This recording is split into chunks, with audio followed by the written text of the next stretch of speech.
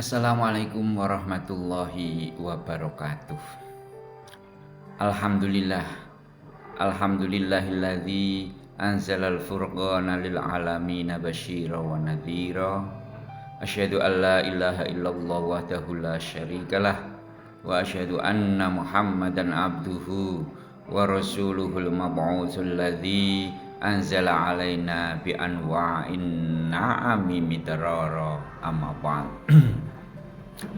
Bapak Ibu, para pemirsa dan pendengar yang berbahagia yang saya hormati, segala puji kita panjatkan kepada Allah Subhanahu wa taala. Kita memujinya dan meminta pertolongan, pengampunan dan petunjuk hanya kepadanya. Oleh sebab itu, mari kita selalu bersyukur atas apa yang telah dikaruniakan kepada kita semua. Selanjutnya, semoga rahmat dan salam senantiasa tercurah kepada Nabi Muhammad SAW beserta keluarga, para sahabat, dan kita senantiasa mengharapkan syafaatnya kelak di yaumil akhir.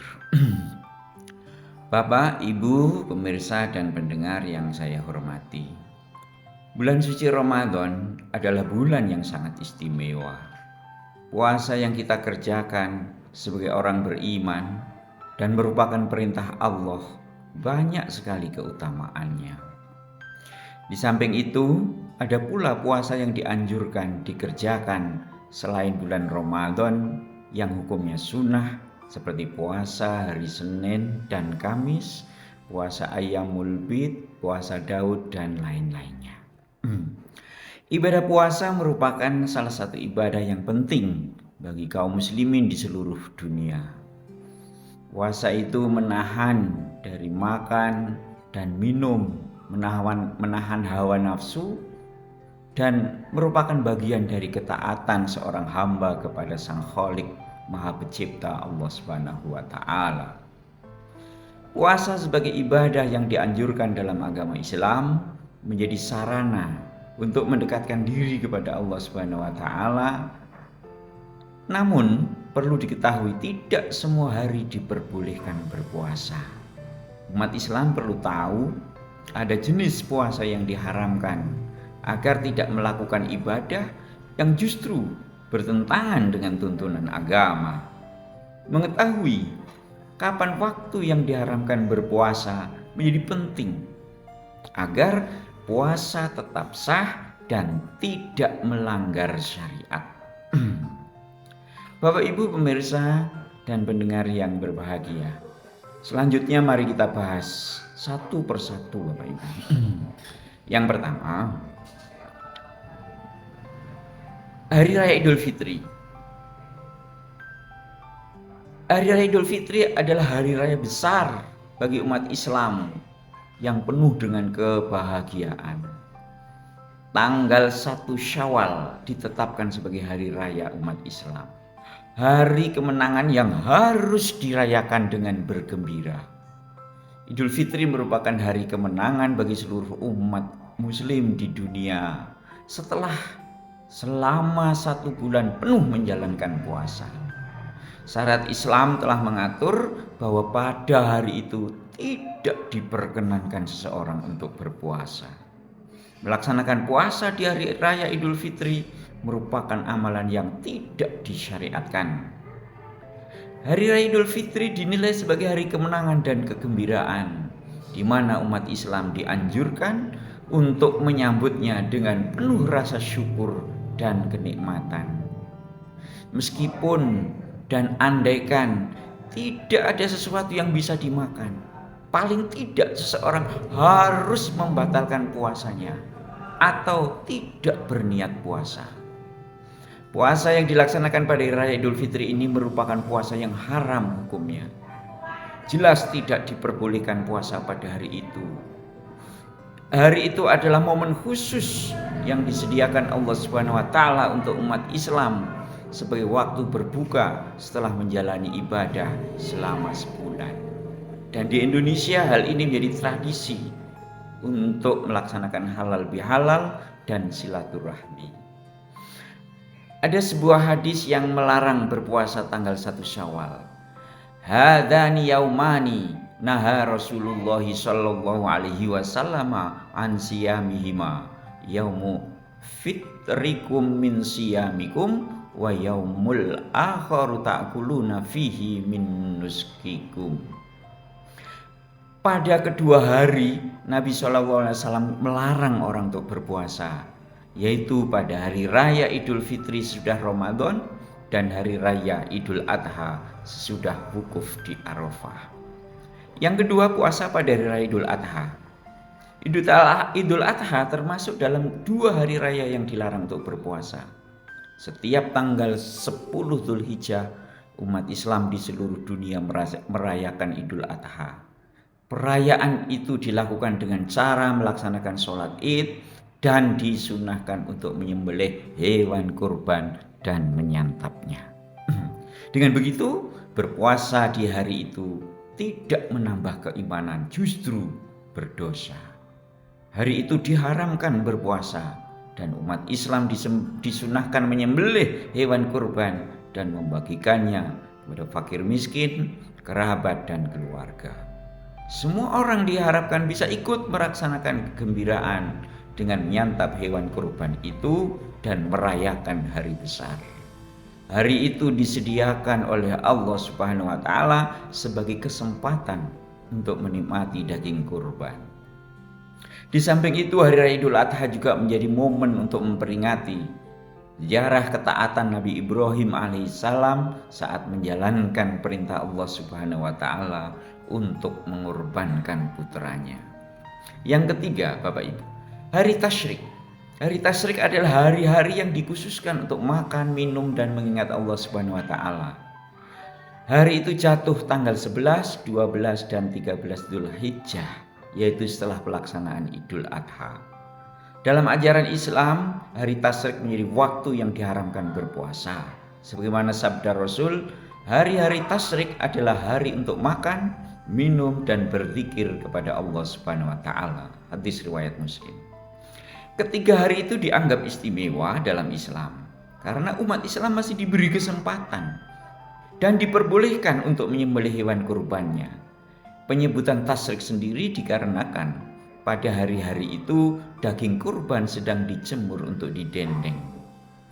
Bahkan dalam sebuah riwayat yang diceritakan oleh sahabat Abu Hurairah radhiyallahu an, Rasulullah Shallallahu alaihi wasallam mengutus Abdullah bin Hudzafah untuk berkeliling Mina dan menyampaikan, "Jangan kalian berpuasa pada hari ini," maksudnya hari Tasyrik, "karena hari ini merupakan hari-hari untuk makan, minum dan berzikir kepada Allah Azza wa Jalla." Hadis riwayat Ahmad. Bapak Ibu, para pemirsa dan pendengar yang saya hormati, di samping itu kita juga perlu untuk mengetahui ketentuan-ketentuan yang lainnya. Yang pertama, puasa khusus pada hari Jumat. Ini salah satu waktu yang diharamkan berpuasa dalam Islam karena di hari Jumat dianggap sebagai hari raya. Oleh karena itu, Rasul SAW melarang umatnya untuk menjalankan hari Jumat sebagai hari yang dikhususkan untuk berpuasa. Hari Jumat merupakan hari berkah. Tak jarang beberapa orang melakukan puasa sunnah, padahal hari Jumat dikhususkan untuk berpuasa, maka dilarang dalam Islam. Puasa pada hari Jumat diperbolehkan jika ingin menunaikan atau mengqadha puasa Ramadan, membayar kifarat atau tebusan, serta puasa sebagai pengganti membayar haji tamattu, membayar dam karena hajinya dilaksanakan secara tamattu. Namun larangan ini juga memiliki pengecualian dalam beberapa kondisi, seperti kondisi seorang berpuasa untuk membayar qadha, melaksanakan puasa Daud atau puasa lainnya yang telah memang diniatkan sebelumnya. Hadis dari Abu Hurairah radhiyallahu an menyatakan, "Aku mendengar Rasul bersabda, sesungguhnya Jumat adalah hari raya. Janganlah menjadikan hari raya kalian sebagai puasa, kecuali kalian berpuasa sebelum atau sesudahnya." Hadis riwayat Ahmad. Kemudian yang kedua, puasa khusus hari Sabtu.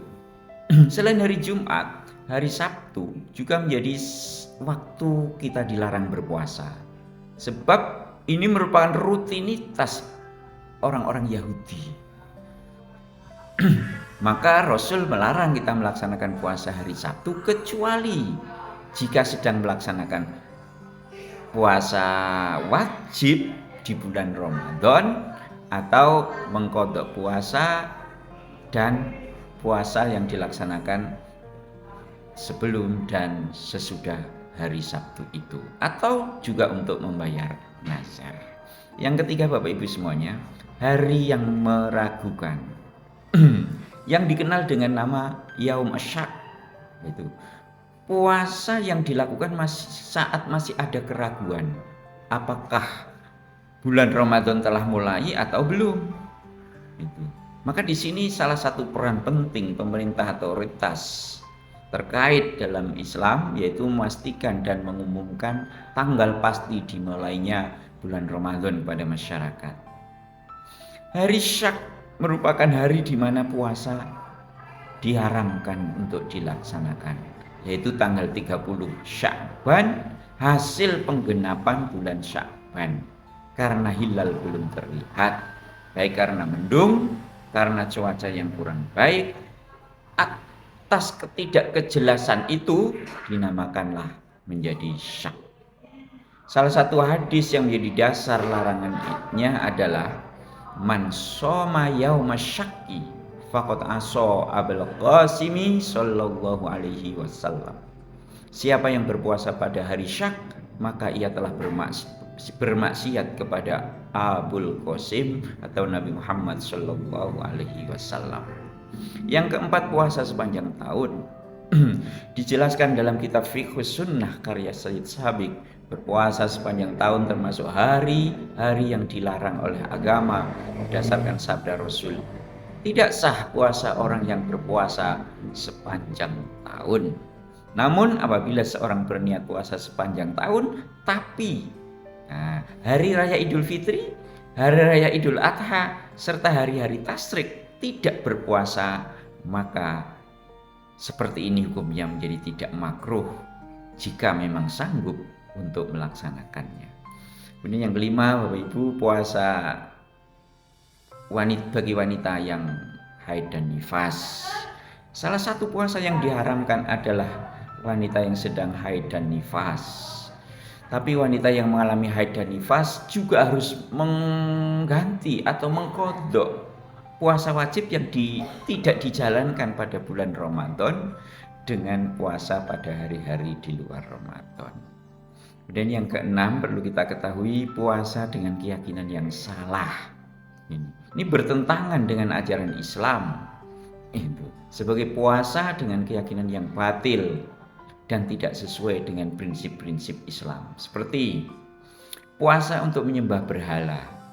Ini dianggap sebagai perbuatan syirik, yaitu menyekutukan Allah Subhanahu wa taala yang merupakan dosa besar dalam ajaran Islam.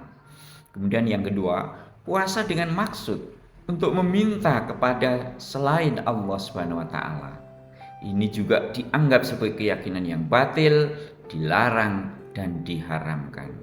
Bapak Ibu, para pemirsa dan para pendengar yang saya hormati, semoga penjelasan ini ada manfaatnya bagi kita semuanya, dan apabila ada kesalahan mohon untuk dimaafkan. Astaghfirullahaladzim. Wallahu a'lam bishawab. Wal afu minkum. Wassalamualaikum warahmatullahi wabarakatuh.